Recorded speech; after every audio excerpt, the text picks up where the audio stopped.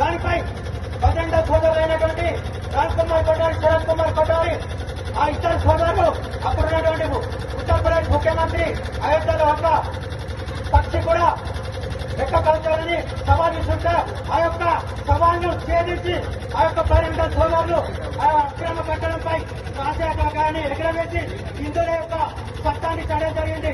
అదేవిధంగా 1991 ఢిల్లీలోని court club వద్ద విశ్వ హిందూ పరిషత్ ఆధ్వర్యంలో ప్రపంచంలో అంత పెద్ద సభ ఇక్కడ జరగలేదు. దాదాపు 25 లక్షల మంది రామభక్తులు అక్కడ చేరుకొని ఒకటే తిట్టడం జరిగింది. ఉత్తరప్రదేశ్ లోని అయోధ్యలో రామ మందిర నిర్మాణం జరగాలి, ములాయం సింగ్ యాదవ్ పెద్ద దిగాలి ఆ యొక్క నినాదంతో చర్చిస్తే అప్పటి ప్రభుత్వం దిగిపోయి వెంటనే మనకు అనుకూలమైన ప్రభుత్వం రావడం జరిగింది.